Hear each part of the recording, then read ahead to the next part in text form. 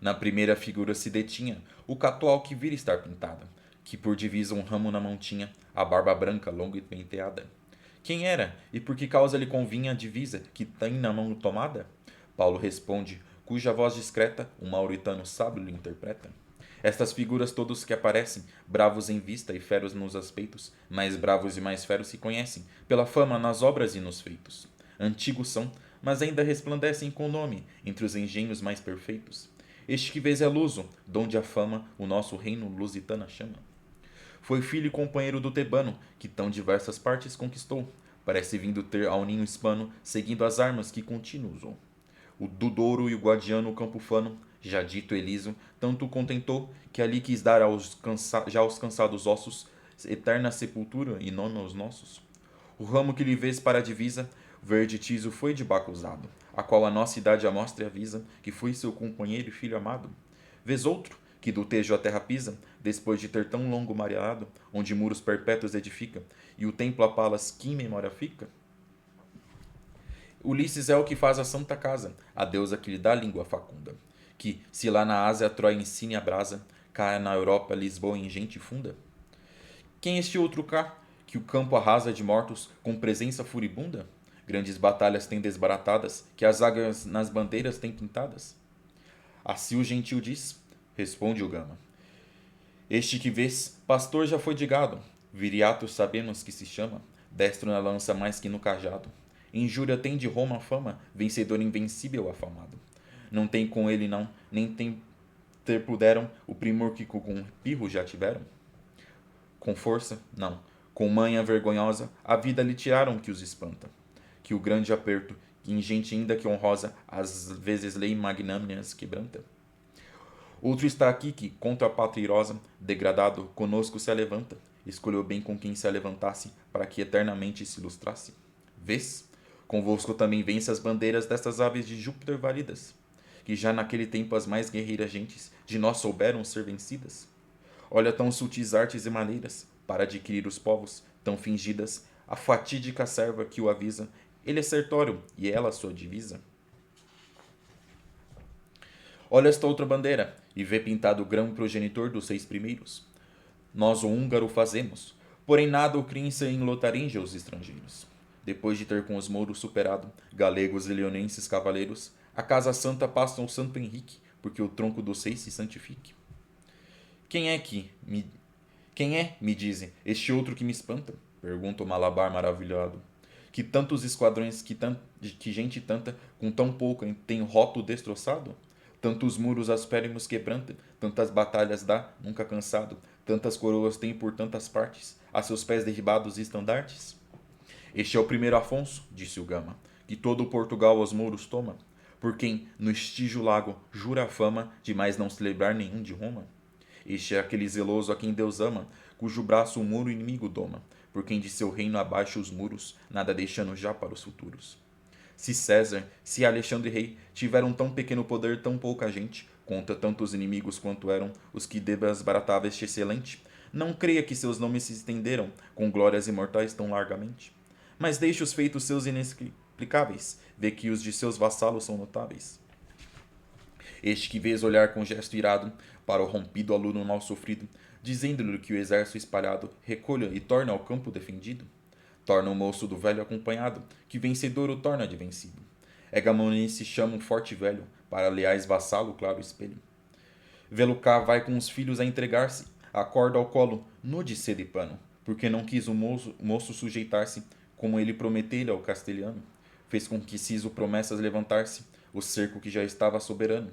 Os filhos e a mulher obriga a pena, para que o senhor salve e a si condena.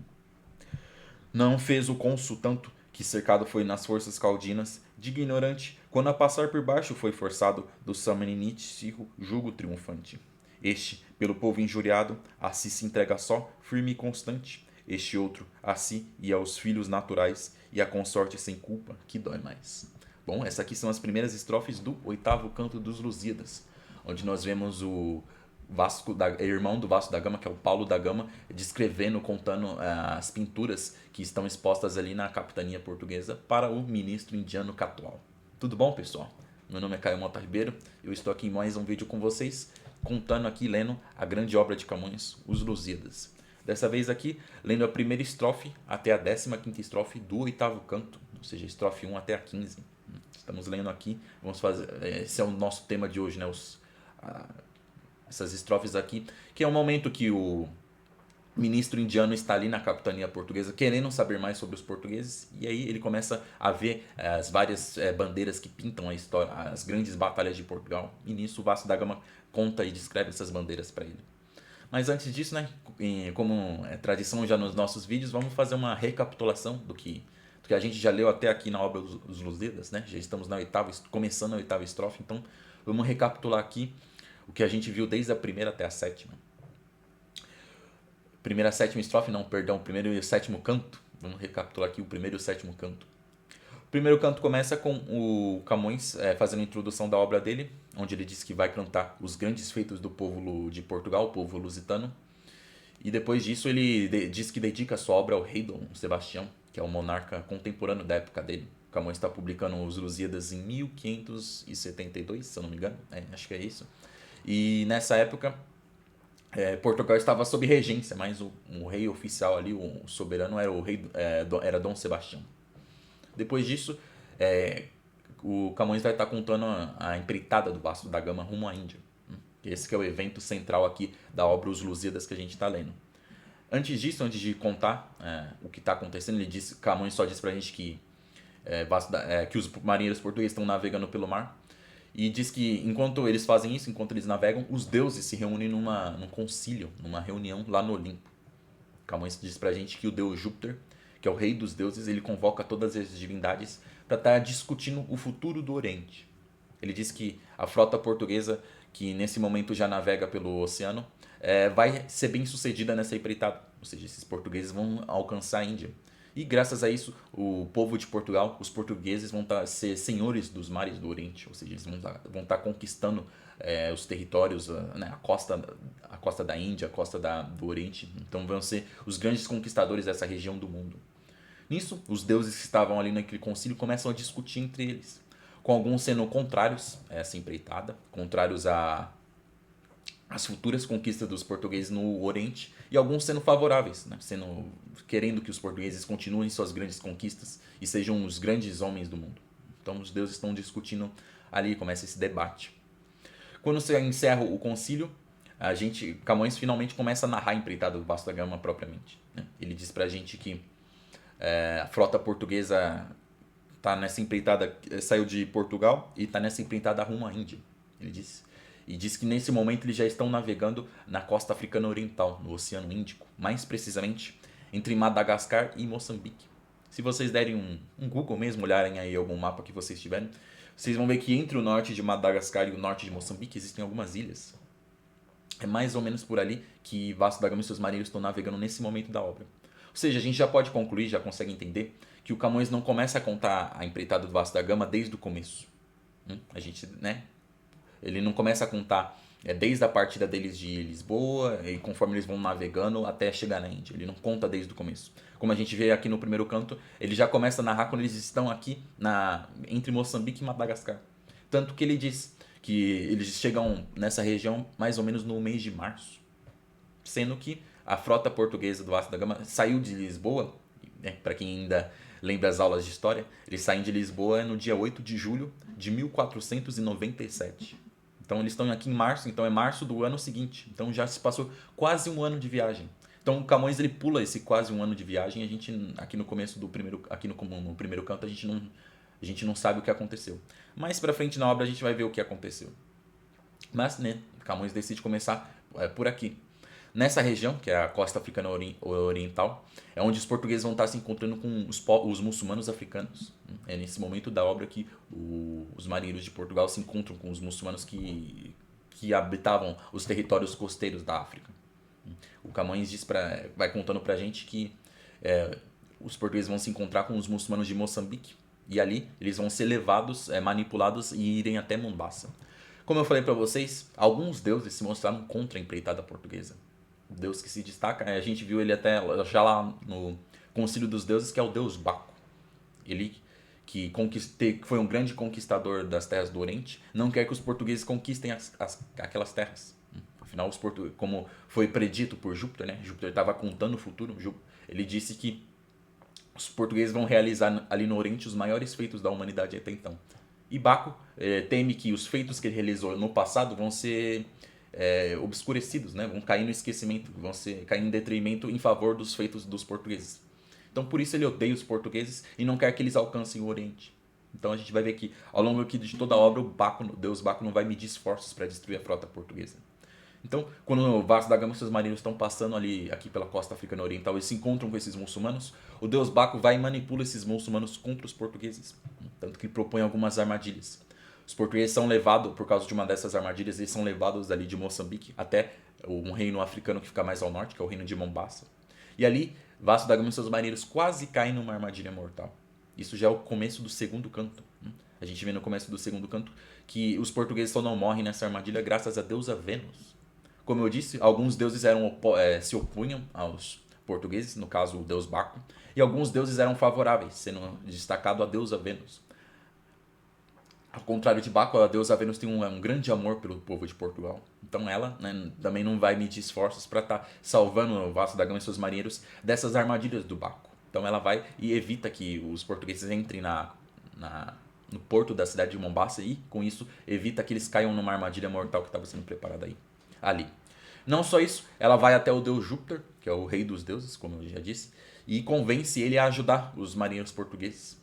Júpiter consente nisso e faz com que o deus Mercúrio, que é o deus mensageiro, prepare um reino mais amigável para estar recebendo os portugueses. Porque afinal, o reino de Moçambique e o reino de Mombasa foram muito hostis aos marinheiros de Portugal. Então, graças aos deuses, a gente vê que o Vasco da Gama e seus marinheiros não só são salvos dessa armadilha em Mombasa, como eles conseguem chegar em segurança num reino mais amigável, que é o reino de Melinde.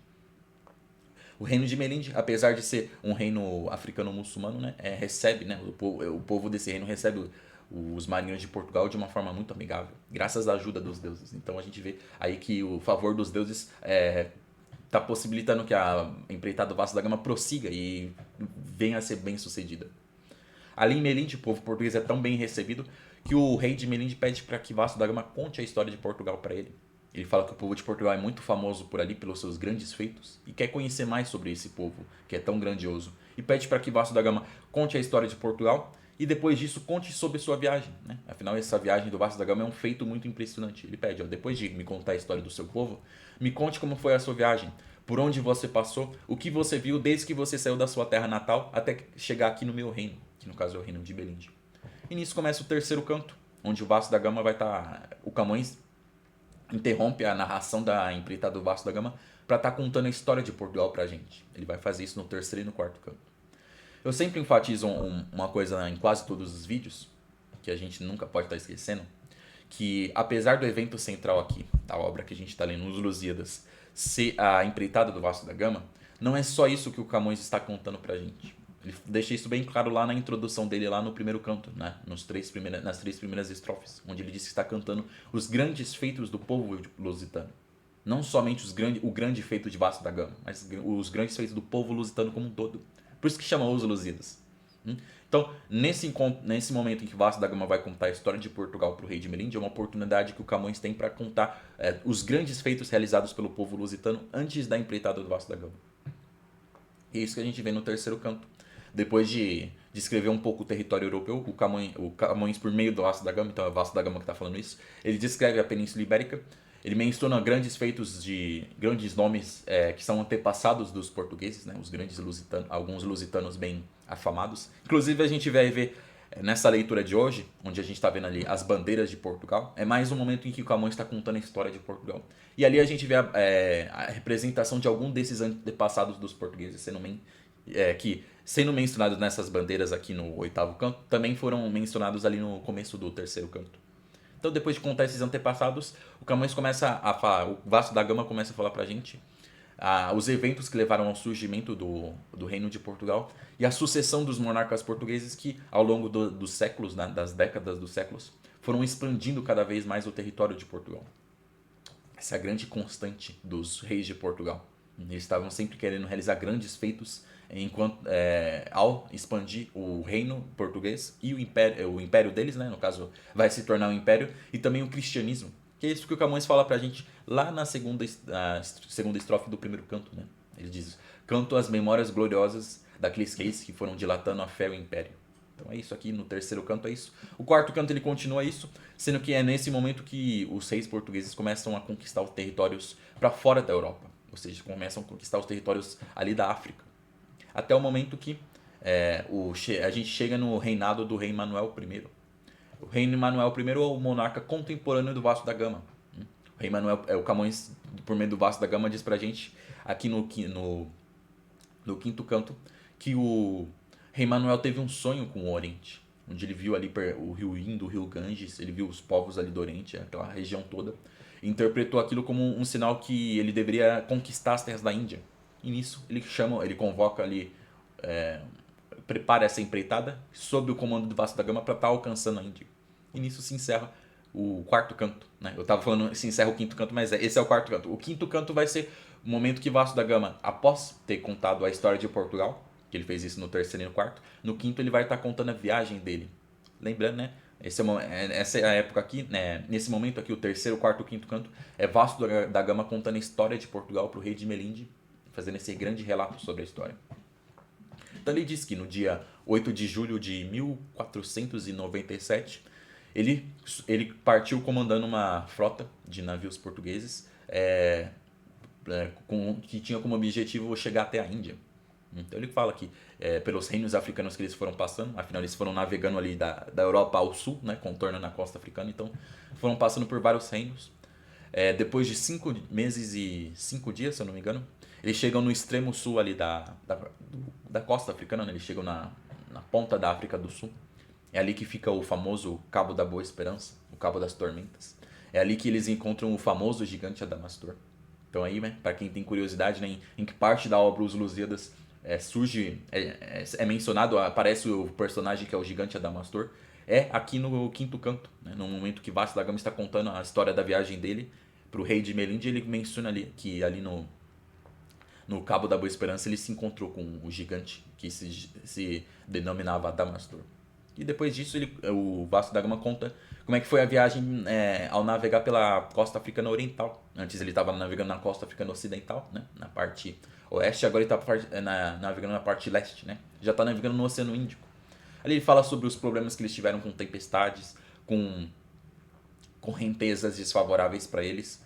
Ele menciona o problema com o escorbuto, que matou alguns marinheiros, e também a incerteza dos marinheiros portugueses durante essa viagem. Afinal, nesse momento, eles, em várias encontros que eles tiveram com os povos africanos que eles iam encontrando, eles não conseguiam obter nenhuma novidade sobre a Índia. Isso causava uma grande ansiedade, uma grande angústia para eles. E depois disso ele conta pra gente o encontro deles com os africanos muçulmanos. Ou seja, nesse momento aqui do quinto canto, a gente já vê uma conexão. A história vai se juntando com o que a gente viu lá no primeiro e no segundo canto. No primeiro e no segundo canto, como eu resumi para vocês, os portugueses se encontram com os muçulmanos africanos de Moçambique e de Mombasa. E depois de Melinde. Aqui no final do quinto canto, onde o Vasco da Gama está fazendo o relato da viagem dele, ele fala que passou por Moçambique, por Mombasa, que ali ele teve um desentendimento, mas que ao chegar em Melinde ele foi muito bem recebido pelo rei de Melinde, que é esse monarca tão bondoso, tão benigno, tão justo. E aí se encerra o quinto canto, né? Vasco da Gama termina sua longa narração. O sexto canto é o momento que os marinheiros portugueses deixam Melinde e continuam navegando rumo à Índia.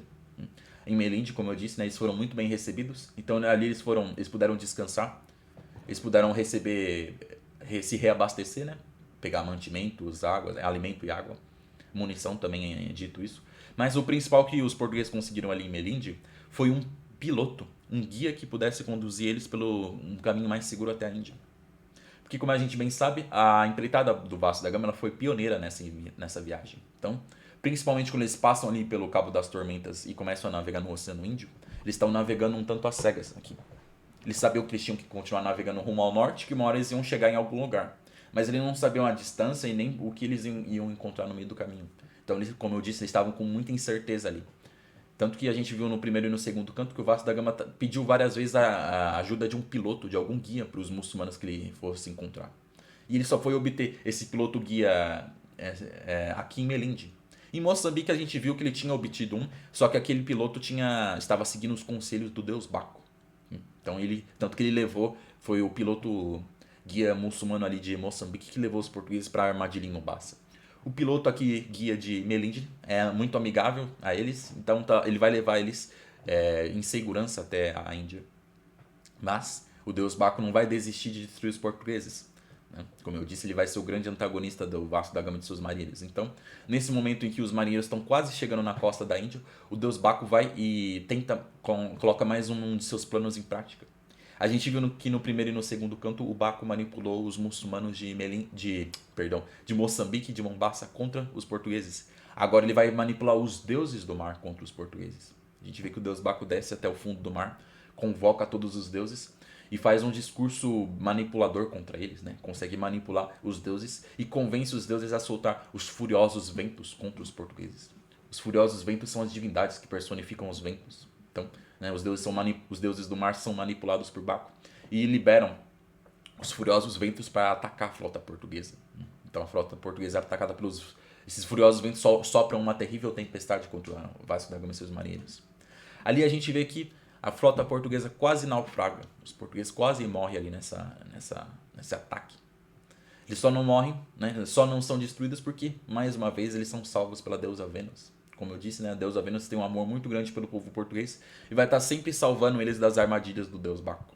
Então aqui nesse momento, a deusa Vênus, ao perceber que essa tempestade que ataca a frota portuguesa é mais uma armadilha do deus Baco, ela vai até as ninfas do mar e convence as ninfas e fala para as ninfas acalmarem os furiosos ventos. Afinal, os ventos ali são personificados como divindades masculinas. E Vênus, sendo a deusa do amor, vai e se utiliza do seu poder amoroso, né, dos seus dotes femininos, e para convencer os ventos a se acalmarem e parar de atacar a frota portuguesa. No caso, ela faz isso por meio das ninfas. As ninfas vão lá e acalmam os ventos, né, prometendo amor e se eles ficarem mais calmos.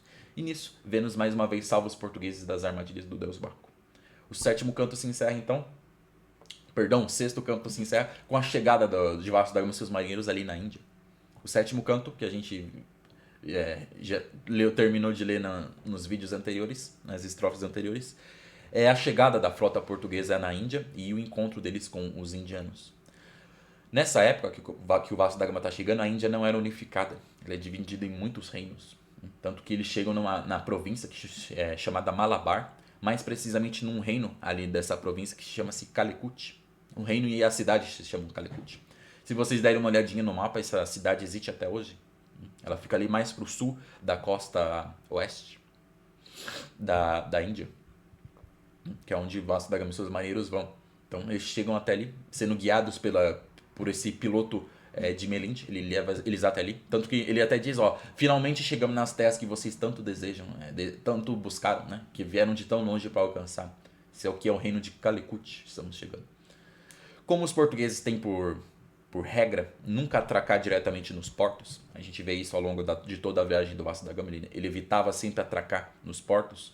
Eles ficam ancorados próximo da praia. Mas o Vasco da Gama manda um mensageiro em terra para ir na cidade e falar com o monarca local para se apresentar e dizer, nós somos marinheiros distantes e viemos aqui falar com você.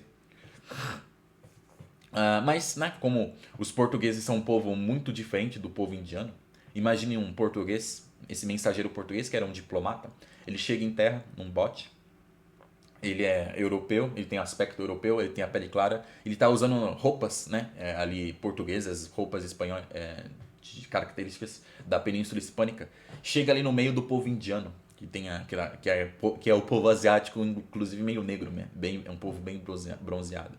Então o povo fica alvoroçado e começa a cercar ele, né, porque é empolgado querendo conhecer ele. Mas no meio desse povão surge, para surpresa desse mensageiro português, um norte-africano. Olha só, os portugueses estão na Índia, do outro lado do mundo, e ali no meio do povão indiano surge um africano. A gente vê que esse africano conversa com o mensageiro, ele fica muito empolgado ao ver um português. Ele diz que ele é um africano muçulmano e chama-se Monsaid. Ele pergunta, né, o que os portugueses estão fazendo ali e convida esse mensageiro enviado pelo Vasco da Gama para ir na casa dele. Vem até minha casa.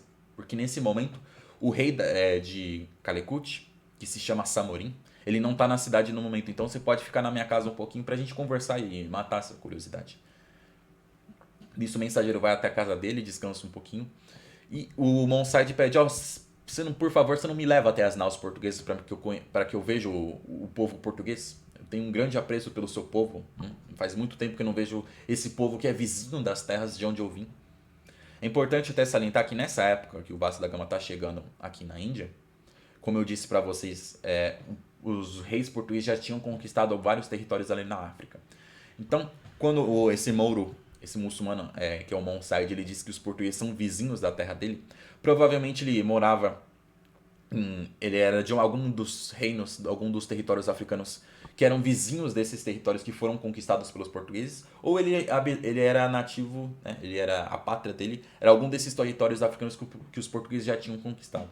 Por isso que ele conhecia bem os portugueses. Então, e aí ele, né, ele pede isso e o mensageiro concorda. Tudo bem, vamos voltar para as naus para que você conheça os portugueses que você quer tanto ver.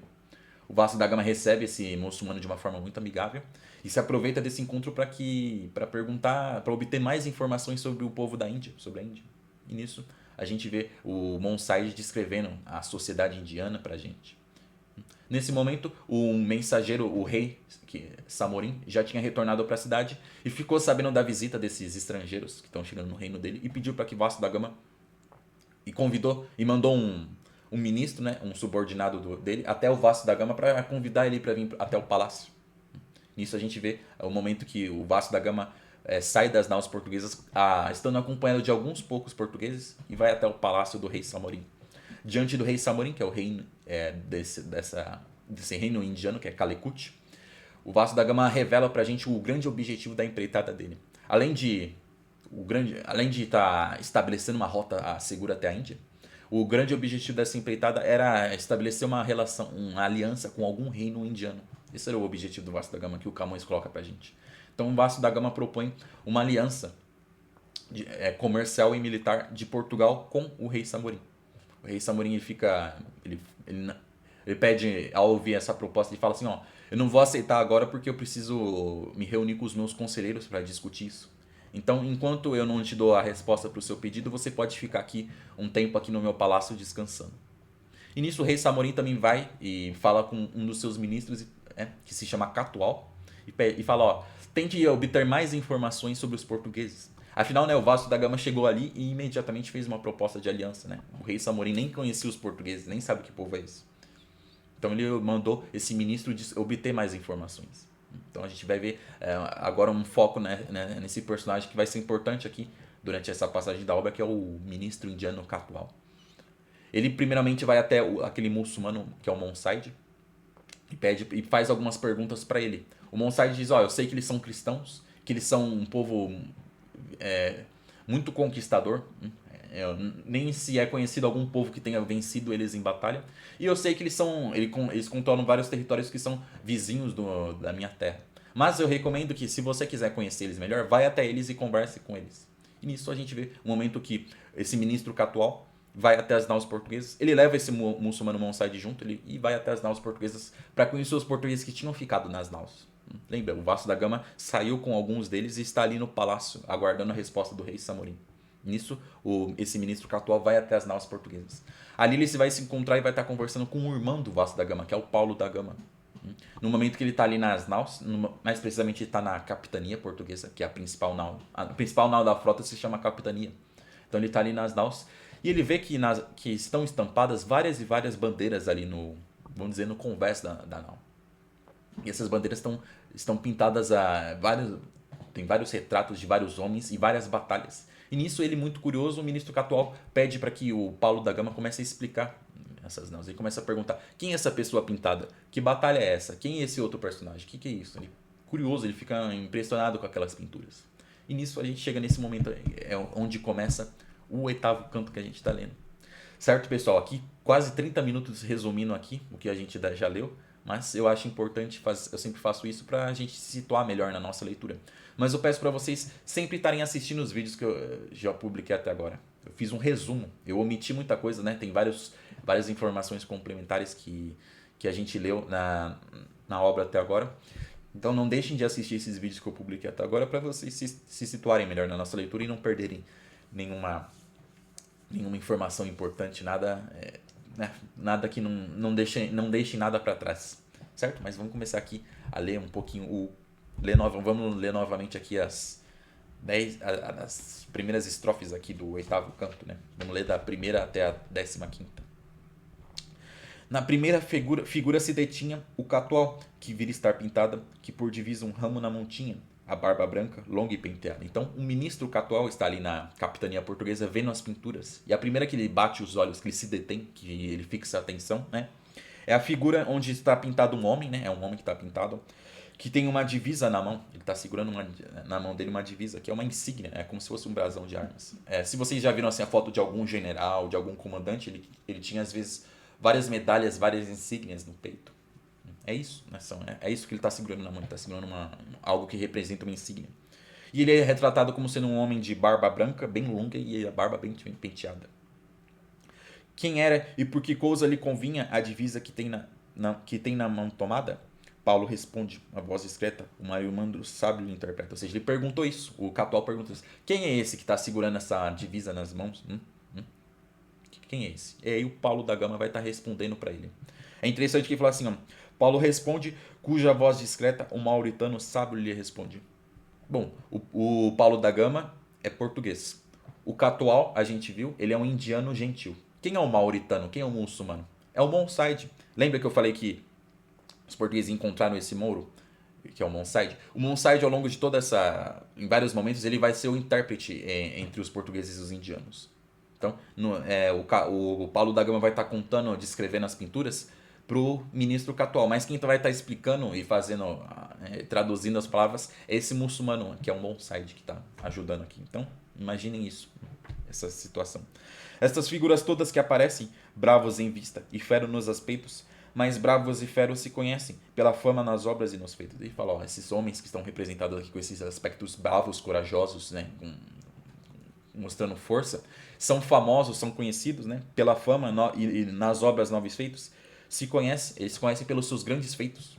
Ou seja, são guerreiros que realizaram grandes obras, venceram grandes batalhas, tiveram grandes conquistas e por isso eles estão aqui representados, né, nessas pinturas. Antigos são, mas ainda resplandecem com o nome entre os engenhos mais perfeitos. Ou seja, são homens do passado, mas até hoje os seus nomes são lembrados, porque eles realizaram grandes obras.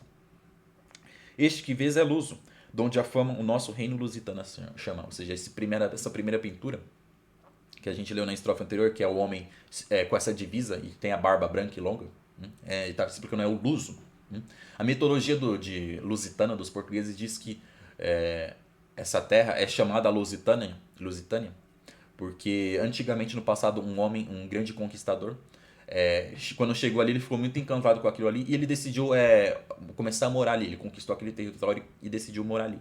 E o nome dele era Luso. E ele gostou tanto dessas terras que ele batizou elas com o seu próprio nome. E é por isso que a mitologia diz que é por isso que a Lusitânia tem esse nome. É por causa que ela foi conquistada por Luso. Foi filho e companheiro do Tebano, que tão diversas partes conquistou. Agora tá, né? Essa próxima estrofe aqui, que é a terceira, tá descrevendo mais quem é esse tal de Luso. Paulo da Gama está explicando ele. Ele falou, ele foi filho e companheiro do Tebano. Quem é o Tebano? O Tebano é o deus Baco. A mitologia diz que esse Luso provavelmente ele foi filho e ou amante do deus Baco. O filho na antiguidade ele não era só o filho, por exemplo, que foi gerado pelo pai. Ele não é só filho diretamente do deus Baco. Geralmente os nobres, as pessoas importantes, os monarcas, às vezes eles adotavam uma pessoa adulta e nomeavam ele como seu filho. Ou reconheciam um grande homem e falavam, você agora vai ser, eu vou te adotar, você vai ser considerado da minha família. Por exemplo, Júlio César, no testamento dele, quando ele morreu, ele nomeou o sobrinho dele, que era o Otaviano, como seu filho e como seu herdeiro. Tanto que o Otaviano passou a utilizar o nome de César depois disso. E aí, depois o Otaviano colocou um fim na República Romana e mudou seu nome para Augusto César. E aí, César deixou até de ser nome e virou título, né? Os Césares, todos os imperadores romanos tinham esse título. Então era algo comum. Então essa coisa, ele era filho, provavelmente nesse contexto, né? Ele era considerado filho e amante, né? É uma relação homossexual que é dita entre os dois, né? O deus Baco é o deus do bacanal, é o deus do vinho, é o deus do prazer. Então ele é bem associado com os prazeres, né? Então esse personagem Luso, a história dele é isso. Parece ter vindo ao ninho hispano seguindo as armas e continuou, ou seja, ele veio até a região da Espanha. Aqui está Espanha, hispano com H, hispano, que é referente à Península Hispânica, não é só referente aos povos espanhóis, mas toda a Península Ibérica. Tanto que ela é várias vezes citada aqui na obra que a gente está lendo como a região da Espanha. Mas é a Península Ibérica como um todo. Então ele veio e conquistou essas terras.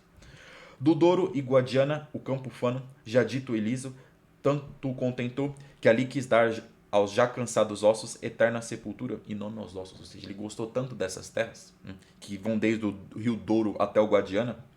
É interessante aqui que o Camões coloca pra gente. Já dito Elísio, ou seja, essas terras que são até consideradas como os Campos Elíseos. Quem conhece um pouquinho de mitologia deve saber que os Campos Elíseos é como se fosse o paraíso na mitologia greco-romana. É para lá que vão os grandes heróis, aqueles que realizaram grandes obras. Então, são os Campos Elíseos, é como se fosse o paraíso. Então, o Camões meio que diz assim que esse personagem Lúcio ficou tão impressionado com essa região que pode até ter se considerado os Campos Elíseos, que aqui ele decidiu que ia ser o local onde ele ia ficar até morrer. Tanto que quer dizer isso, ó, dar aos já cansados ossos eterna sepultura. Ou seja, né, ele ia ficar aqui até o dia que ele morrer. Aqui ia ser a sepultura dele. E nome aos nossos. E nome a nós. Ou seja, né, lembrando, é o Paulo da Gama que está contando isso. Então, foi ele que deu o nome de Lusitano para o povo dali. O ramo que lhe vês para a divisa, o verde tirso, foi de Baco usado. Ou seja, está falando que a insígnia que ele usa, que é representada por um ramo, era do deus Baco. Qual a nossa idade mostra e avisa que foi seu companheiro e filho amado. Ou seja, isso significa, mostra para a nossa idade. O que quer dizer esse termo, né? A nossa idade mostra, ou seja, para as pessoas do nosso tempo, isso significa, representa que ele foi filho e companheiro do deus Baco. E nisso a gente vê que o Paulo da Gama vai terminar de descrever essa pintura e agora a gente vai ver que ele vai descrever uma outra pintura, ou seja, uma outra bandeira, um outro estandarte que está ali, onde está pintado um outro grande ancestral, um outro guerreiro lusitano. Vês outro que do Tejo a terra pisa, depois de ter tão longo mar arado, onde os muros perpétuos edificam, e o templo a palas que em memória fica? Aqui é uma pergunta, né? Imagina o Paulo da Gama, depois de mostrar a pintura do Lúcio, fala, você tá vendo esse outro aqui? Esse outro homem que está pintado nessa outra pintura? Que do Tejo a terra pisa, ou seja, que está pisando nas terras do Rio Tejo. Então imagine ali os campos de Portugal com um homem ali. Depois de ter longo mar arado, onde muros perpétuos edificam. Quem é esse homem que navegou por muito tempo e depois foi e edificou um muro ali? Ou seja, edificar, né, vem de edifício, ou seja, ele construiu uma cidade, uma fortaleza ali nas regiões de Portugal. Aí um outro personagem mitológico que é Ulisses. Ulisses é o famoso protagonista da Odisseia. Inclusive tá passando um filme aí, eu tô gravando esse vídeo aqui no final de maio de 2026, no final do ano vai ter um filme aí, a Odisseia do diretor Christopher Nolan. O protagonista da Odisseia, o Odisseu, é Ulisses. Ele foi um personagem que participou da Guerra de Troia. Ele foi um dos gregos que incendiou e conquistou Troia. E depois, ao voltar de Troia para casa dele, ele era o rei de Ítaca, ele se perdeu no mar. O Homero diz pra gente que ele ficou 20 anos perdido no mar. E no meio dessas viagens é dito que ele talvez tenha... Ele foi parar lá, em vez de... Ele continuou viajando e foi até aqui a região de Portugal. E construiu Lisboa. Né? A mitologia diz que Lisboa foi fundada por Ulisses. Então então ali, dentre os vários grandes personagens da história de Portugal, os grandes guerreiros, ali está pintado Ulisses. Tá? Muros perpétuos edificam, os muros eternos de Lisboa foram edificados por eles. Tá? E o templo a Palas, que em memória fica, ou seja, criou também fundou, né, um templo em memória a deusa Palas, que é a deusa Atena. A grande protetora do Ulisses foi a deusa Atenas, para quem conhece um pouquinho, quem já leu aí as obras do Homero. Então, né, ele está perguntando, você está vendo aqui a pintura desse grande homem? Agora ele vai falar, quem é esse, né? Na próxima estrofe ele fala Ulisses é o que faz a santa casa, a deusa, que lhe dá a língua facunda. Então, quem está construindo esse templo para a deusa Palas é Ulisses. A deusa que lhe dá a língua facunda. A língua facunda é a língua muito versátil. Ulisses, enquanto, por exemplo, o Aquiles é descrito como o herói grego que é mais guerreiro, mais habilidoso, mais bélico. O Aquiles era invencível. O Ulisses ele era conhecido como mais ardiloso, mais astuto. Tanto que ele vê que o Ulisses, geralmente, ele supera os seus desafios com o meio da lábia, da conversa, da astúcia. Ele é mais astuto do que propriamente porradeiro, vamos dizer assim. E a língua, a sabedoria, vamos colocar assim, é própria da deusa da sabedoria que é Atenas. Então, esse termo quer dizer assim, ó, que faz a santa casa, ou seja, constrói o templo da deusa que lhe dá a sua língua facunda, ou seja, a deusa que lhe dá essa capacidade tão vamos colocar assim, ele tão extrovertido, né? Tão ardiloso, é quem deu é Ulisses, ele tá aqui, é uma forma poética que se refere a Ulisses. Que se lá na Ásia Troia insigne a brasa, cá na Europa, Lisboa, em gente funda. Como eu disse, né? A mitologia diz que ele fundou Lisboa. Então tá dizendo, ó, se ele lá na Ásia insigne a brasa Troia, tá aqui, na Ásia Troia insigne a brasa, ou seja, ele incendeia a cidade de Troia, ou seja, se lá na Ásia ele ficou conhecido por incendiar a Troia, aqui na Europa, né, ele fundou a cidade de Lisboa. E nisso a gente vê que ele termina, o Paulo da Gama termina de explicar essa pintura aqui do Ulisses. Próxima pintura aí. Agora a gente vai ver que o Catual vai perguntar de uma outra pintura. Né? Quem está esse outro cá que o campo arrasa de mortos com presença furibunda? Então imagine aí o ministro Catual perguntando. E esse outro aqui que está sendo pintado, sendo representado arrasando um campo com vários mortos, ou seja, vencendo vários exércitos e deixando vários inimigos mortos pelo campo. Grandes batalhas têm desbaratadas, que as águias na bandeira têm pintadas. Ou seja, venceu grandes batalhas contra os inimigos que ostentavam uma águia em suas bandeiras. Quem é o grande exército, o grande império que era conhecido por ter a águia como símbolo? São os romanos, né? Não só o império, como a República Romana também, se eu não me engano, o reino romano também. Mas os romanos eles tinham a águia como símbolo. Então, né, aqui é um ministro Catual pergunta: quem é esse que está vencendo os romanos aqui? Assim o gentil disse, ou seja, quem disse isso aqui na quinta estrofe foi o gentil. E agora, responde o Gama, ou seja, responde Paulo da Gama. Lembra, não é Vasco da Gama que está explicando as pinturas, é o irmão dele, o Paulo da Gama. O Vasco da Gama está lá no palácio do rei Samorim, esperando o rei Samorim dar a resposta da proposta de aliança. Então, Paulo da Gama responde: este que vês, pastor foi de gado. Então ele está falando, esse aqui que está destruindo os romanos, né, vencendo tantos inimigos, dentre eles os grandes romanos, ele foi um pastor. Viriato sabemos que se chama, destro na lança mais que no cajado, né? Sabemos que esse homem é conhecido como Viriato. E apesar de ser um pastor, né? Ele foi mais destro, ou seja, ele foi mais capaz na lança do que, né, do que com seu cajado. Ou seja, foi melhor guerreiro do que pastor, do que agricultor, do que... Pastor, no caso, é pastor de ovelhas, pode ser, ou pastor de gado. Injuriada tem Roma a fama, vencedor invencível afamado. Ou seja, ele injuriou Roma, ele humilhou os romanos com seus feitos tão grandiosos que ele é muito famoso por ter vencido os grandes romanos. Não tem com ele, não, nem puderam ter o primor que com Pirro já tiveram. Aqui é um contexto mais difícil de se explicar. O Viriato, ele vencia muitos romanos. Como é que os romanos venceram ele? É dito que eles envenenaram ele. Se utilizaram de uma armadilha para envenenar ele.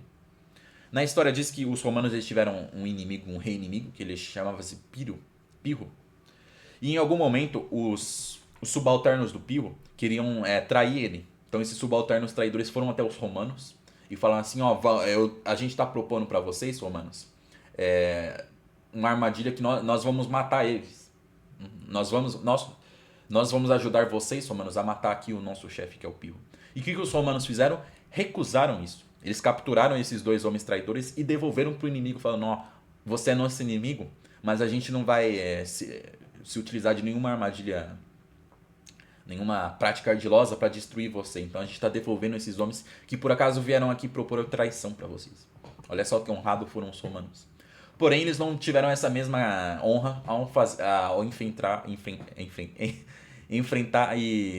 essa mesma honra contra o Viriato, que a gente está vendo aqui. Contra o Viriato é dito que eles envenenaram ele. Então, ao enfrentar o Viriato, eles não tiveram a mesma honra que eles tiveram contra o Pirro. O que quer dizer isso, não? O que quer dizer isso, essa estrofe aqui? Não tem com ele, não, nem puderam o primor que com o Pirro já tiveram. Ou seja, o primor, a primazia, a honra. E aqui na próxima estrofe a gente vai ver ainda uns comentários sobre essa desonra que os romanos tiveram que se utilizar para tentar conseguir vencer o Viriato. Com força, não. Com manha vergonhosa, a vida lhe tiraram que os espanta. Ou seja, não venceram o Viriato com sua força, com suas capacidades militares, mas sim com a manha vergonhosa, ou seja, com armadilhas, com engano. A vida lhe tiraram que os espantam. Vocês tiraram a vida desse homem, que o viriato que tanto os espantava, que tanto os assustava, que tanto os destruía. Que o grande aperto, em gente ainda que honrosa, às vezes lei magnânimas quebra. Ou seja, em grande aperto, em momentos difíceis, até as grandes pessoas, o povo honrado, acaba quebrando suas regras para as suas leis para estar vencendo esse desafio. No caso aqui, né, às vezes leis magnânimas quebram, se refere à honra, ao certo, né? Se utilizar de armadilhas é algo muito errado.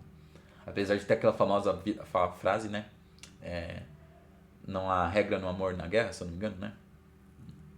Vale tudo no amor e na guerra, ou seja, vale tudo, né? Ainda, apesar desse vale tudo, é visto de uma forma bem ruim, bem negativa. Então, aqui o Camões falando, né? Os romanos, esse povo tão honroso, tão grandioso, em um momento da história deles, eles tiveram que se utilizar de práticas ardilosas para vencer esse inimigo. No caso, esse Viriato, que é um antepassado dos portugueses, né? Ele é um lusitano, lembra disso. Aqui a gente está vendo as pinturas dos ilustres portugueses. E aí, a gente vai ver agora mais uma outra pintura. Outro está aqui que, contra a pátria irosa, degradado, conosco se levanta. Agora, né, o Paulo da Gama, depois de explicar essa pintura, vai explicar, ó, esta outra pintura é de um homem que se voltou contra a sua pátria. Que contra a pátria irosa, degradado, conosco se levanta. Ou seja, ele se uniu a nós, lusitanos, na sua época, e ao se voltar contra a sua própria pátria. Quem será que é esse? Escolheu bem que com quem se levantasse, para que eternamente se ilustrasse. Ao fazer isso, esse personagem que se voltou contra a sua própria pátria e lutou ao lado dos portugueses, acabou ficando famoso e conhecido por isso. Tanto que a gente tá lendo aqui, né, a menção desse personagem, porque ele ficou famoso por causa disso. Vês? Aí o Paulo da Gama pergunta, tá vendo esse personagem aqui? Conosco também vence as bandeiras dessas aves de Júpiter validas. Ou seja, ao lutar conosco, com os nossos antepassados portugueses, né, ele também venceu as aves de Júpiter. Quem são as aves de Júpiter? É a águia. Quem é o povo que eu falei agora há pouco que ostentava uma águia como seu símbolo?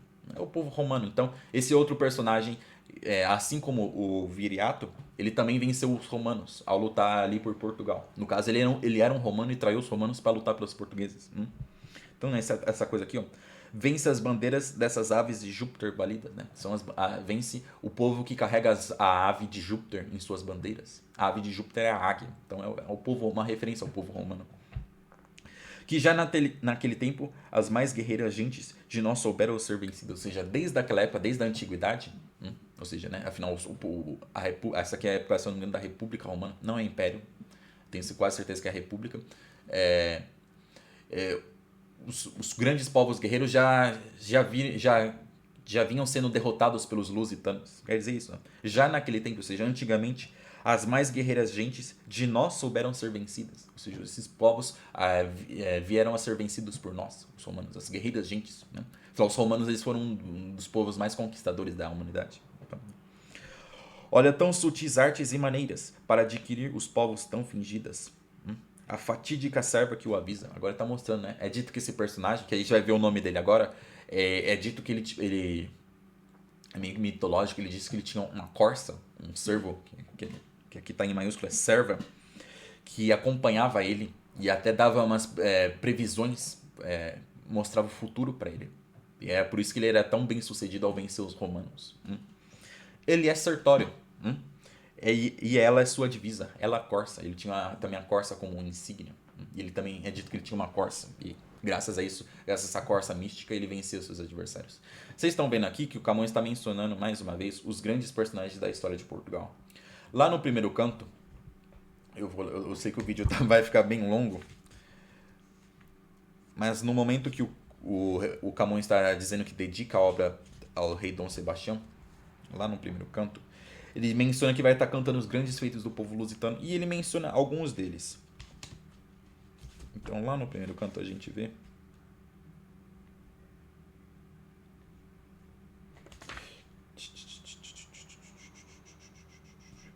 não estou achando aqui, devia ter deixado separado.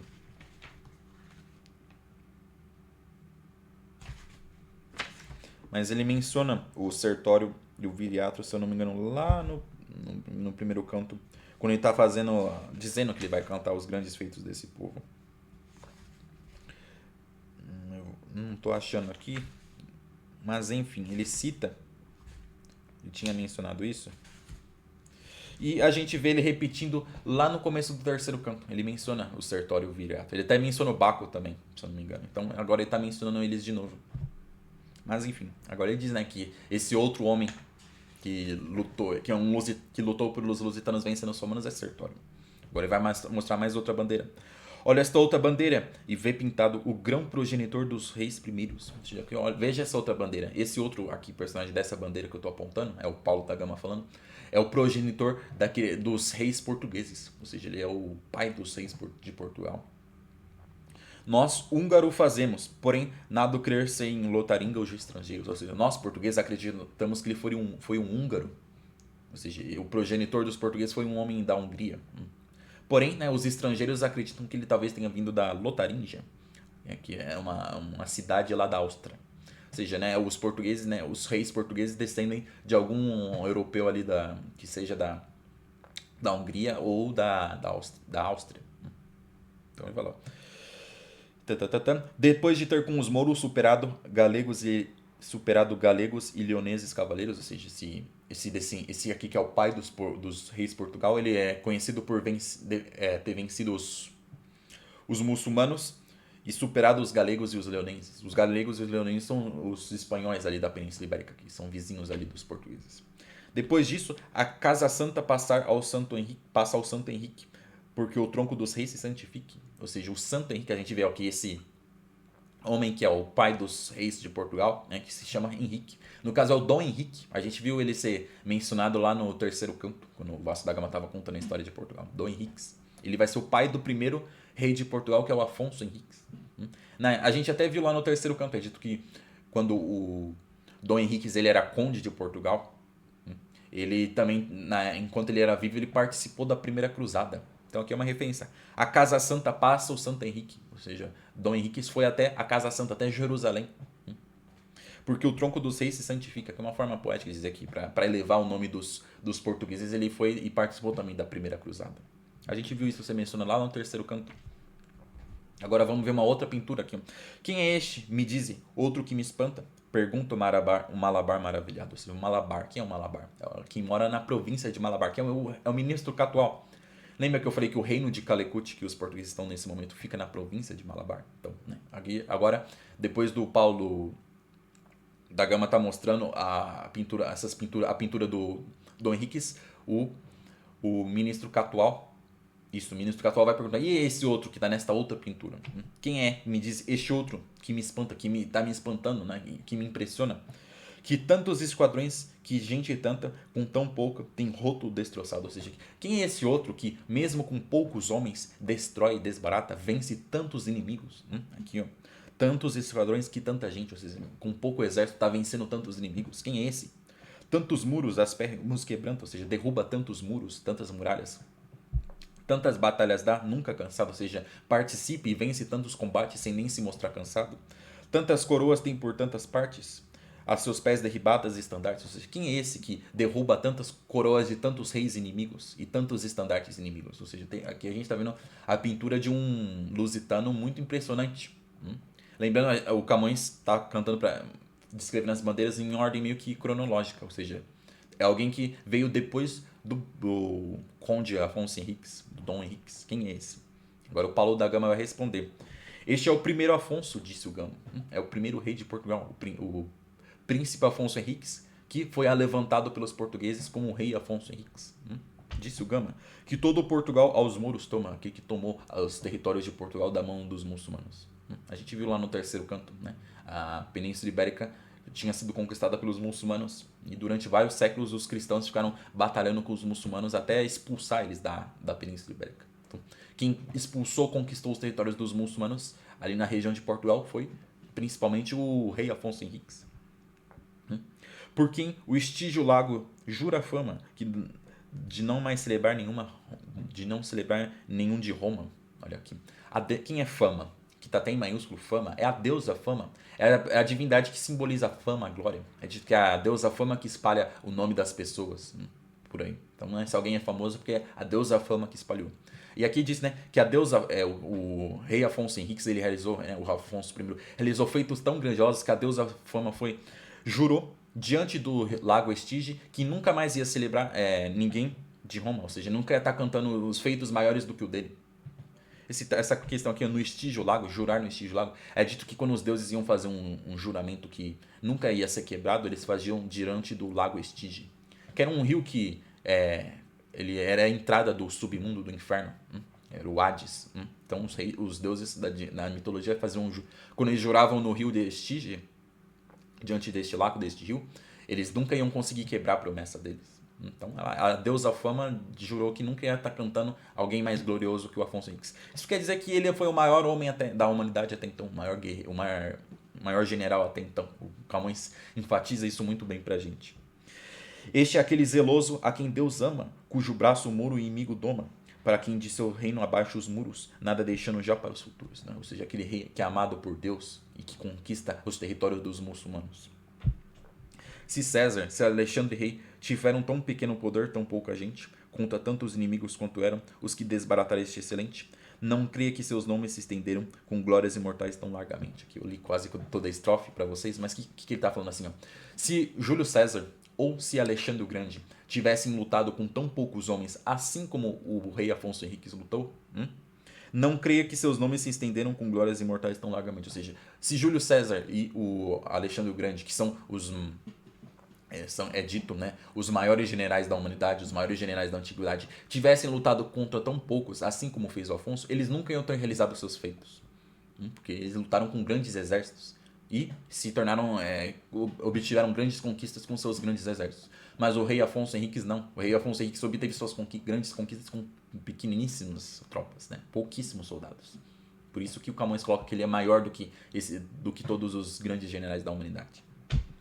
Com glórias imortais, mas deixa os feitos seus inexplicáveis, vê que os de seus vassalos são notáveis. Ou seja, né? Agora o Paulo da Gama diz, não, mas deixe de ficar observando aqui as pinturas que mostram esses feitos inexplicáveis do rei Afonso Henriques. E agora veja as pinturas que mostram os feitos dos seus vassalos. Este que vês olhar com gesto irado, agora está mostrando uma outra pintura. Este que você está vendo aqui, essa pintura que mostra um homem com um gesto irado, para o rompido aluno mal sofrido, dizendo que o exército espalhado recolha e torne ao campo defendido. Agora a gente está vendo a pintura de um vassalo do rei Afonso Henriques, que, né, para o rompido aluno sofrido, aqui é um momento que a gente está vendo, eu vou até já falar, né, é o Egas Moniz. A gente viu, né, sendo mencionada a história do Egas Moniz lá no terceiro canto. Mas o Egas Moniz, ele tinha, em algum momento, o rei Afonso Henriques ele tinha sofrido um cerco. Ele sofreu um cerco, ele foi cercado por um exército castelhano, se não me engano. E isso ele ia ser derrotado, mas ele não queria se render. Então, é dito essa lenda diz que o Egas Muniz, que é um vassalo do Afonso Henriques, foi até o rei castelhano e jurou, ó, o meu senhor, que é o rei Afonso, ele vai se render até você. Fique tranquilo, ele vai se render para você. Mas não, então, nisso o rei castelhano acreditou e encerrou o cerco e foi embora, confiante nessas palavras. Só que o rei não cumpriu essa palavra. E isso o Egas Muniz ficou passando como mentiroso. E ele se sentiu muito desonrado nisso. Então aqui é uma referência a essa situação, né? Dizendo que o exército espalhado recolha e torne ao campo defendido. Ou seja, né, ele deu a palavra dele, ó, recolha o exército, porque ele tinha convencido o rei a fazer isso. Torna o moço do velho acompanhado, que vencedor o torna de vencido. O moço é o rei Afonso Henriques e o velho é o Egas Muniz. Egas Muniz se chama o forte velho para leais vassalo, claro espelho. Você está dizendo, esse velho aqui que fez essa promessa se chama Egas Muniz. E ele é um exemplo para todos os vassalos, né? Ele é um espelho. Velucá vai com os filhos a entregar-se, acorda ao colo, nu de seda e pano, porque não quis o moço sujeitar-se, como ele prometera ao castelhano. Ou seja, aqui, ó, que a gente vê que como o rei Afonso Henriques não quis se sujeitar ao rei de Castela como o Egas Muniz tinha prometido, o Egas Muniz se põe em desgraça e decidiu ir com sua esposa e com seus filhos quase pelo nu, né? Aquele falar, né? Nu de seda, tipo, ele foi nu até a lenda diz isso, que ele foi nu até o rei de Castela se entregar, falou, e para se matar. Falou, ó, eu dei a minha palavra e ela não foi cumprida, então eu vim aqui me sacrificar, e não só você pode me matar a minha esposa e meus filhos, né? Já que a palavra que eu dei não foi cumprida. Olha só que exemplo de honra, né? Fez com siso e promessas levantar-se o cerco, que já estava soberano. Os filhos e a mulher obriga a pena que o Senhor salve e a si condena, ou seja, já que tinha sido prometido que o rei castelhano ia acabar com o cerco se o rei de Portugal se entregasse, mas isso não aconteceu. Ele foi com sua esposa e seu filho se matar, né, em honra a eles, quer dizer isso. Os filhos e a mulher obriga a pena, quer dizer isso. Não fez o cônsul tanto, que cercado foi nas forças caldianas. Agora é uma comparação, né? Nessas estrofes a gente está vendo aí o momento em que o Egas Moniz, para manter a sua honra, ele foi e se sacrificou. Agora a gente vai ver que o Camões compara esse feito do Egas Moniz com o feito de um cônsul romano que também se sacrificou pelo... No caso, né, uma comparação de semelhança, né? Então aqui, ó. Não fez tanto cônsul, ou seja, nem mesmo o cônsul, que a gente vê, né? Ele se chama Espúrio Postúmio. É dito que ele caiu numa armadilha contra o adversário dele e para salvar o próprio exército, ele decidiu se entregar. Não, você poupa o meu exército e você pode me capturar, o inimigo dele. E nisso o inimigo humilhou ele, né? Aceitou ele como um prisioneiro e colocou ele numa posição muito humilhante, né? Fez ele fazer coisas humilhantes. Então, é dito, né, que ele se sacrificou pelo seu exército. O Egas Moniz não só se sacrificou pelo rei de Portugal, como ele foi e sacrificou o filho e a esposa. Então, né, nem mesmo esse cônsul romano fez tanto. E aqui a gente vai ver a explicação do que esse cônsul romano fez, né? Foi nas forças caldinas, de ignorante, quando a passar por debaixo for forçado do samininte o jugo triunfante. Ele foi derrotado ali nessa região das Caldinas pelo seu adversário. E ao ser capturado, ele foi, né? Aqui esse termo de ignorante quer dizer que ele foi derrotado, né? Ele caiu numa armadilha do seu adversário. Quando passar por baixo foi forçado do samanite jugo triunfante. É dito que ele foi obrigado a ficar se rastejando, a ficar se humilhando por isso. Então é isso, né? O Egas, nem mesmo esse cônsul que se humilhou após ser vencido, se deixou ser humilhado para salvar o seu exército, nem isso se iguala ao feito do Egas Moniz, que foi se sacrificar, sacrificou a ele, a esposa e o filho pela honra. No caso, a gente viu isso no terceiro canto ser já contado, né? No caso, o rei de Castela, ao ver o Egas Moniz se propor nesse sacrifício, decidiu não matar ele. Este, pelo seu povo injuriado, a si se entrega só, firme e constante. Este cônsul, pelo seu povo, se entregou e se humilhou. A si se entrega só, firme e constante. Este outro, a si e os filhos naturais, e a consorte sem culpa, que dói mais.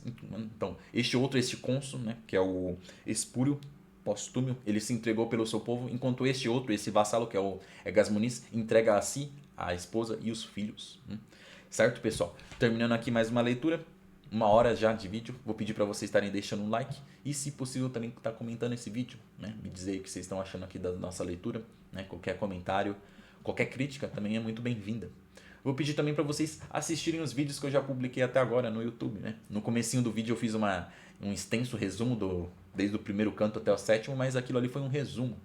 Todas as estrofes, todos os versos já estão comentados aqui no YouTube. Inclusive tem um vídeo resumindo cada canto especificamente, né? O vídeo anterior foi um resumo do sétimo canto. Então não deixem de conferir esses vídeos para vocês se situarem melhor na nossa leitura, tá bom? Vou pedir também para vocês se inscreverem aqui no meu canal no YouTube, para vocês estarem acompanhando os próximos vídeos que eu vou estar publicando. A gente está começando aqui o 8º canto. No próximo vídeo a gente vai continuar vendo esse momento aqui onde o Paulo da Gama está mostrando as bandeiras dos grandes guerreiros portugueses para o ministro indiano Catual. Se eu não me engano, vai ser os próximos 2 vídeos vai ser meio que esse o tema. Então não deixem de se inscrever no meu canal no YouTube para estar acompanhando aqui as minhas publicações sobre a grande obra de Camões aqui. E eu também vou pedir para vocês darem uma conferida num link que está aqui na descrição do vídeo. Esse link é um e-book que eu estou vendendo, que é uma versão digital dos Lusíadas. É uma versão digital toda comentada por mim. As mais de 1000 estrofes dos Lusíadas, todas comentadas por mim, por apenas R$10. Como vocês bem devem ter percebido, é muito difícil ler os Lusíadas. É a maior obra da língua portuguesa. Eu leio há alguns anos e como vocês devem bem ter percebido, eu gaguejo bastante, eu me confundo em alguns termos às vezes. É a maior obra da língua portuguesa. O Camões está contando pra gente um épico clássico. O épico é a literatura e a poesia no seu nível mais alto. E o Camões também se utiliza de um português muito arcaico. Então é uma linguagem bem truncada. Se não bastasse isso, o Camões vai citar deuses, personagens da antiguidade, locais do passado, guerras e etc. A gente viu aqui ele mencionando Júlio César, Alexandre o Grande. Então, se não bastasse isso, ainda menciona esses personagens e esses locais. Então, ter um manual, ter um guia é fundamental para facilitar a nossa leitura. E esse é o objetivo desse e-book que tá o link aqui na descrição para vocês, né? Por apenas R$ 10 aí, as mais de 1000 estrofes aqui da obra do Camões, todas explicadas por mim da melhor forma possível. R$ 10 só tá de graça? Tenho certeza que vocês não vão estar se arrependendo. Certo, pessoal? Então é isso. Meu nome é Caio Mota Ribeiro e eu agradeço muito a audiência de vocês. Um forte abraço. Fiquem com Deus.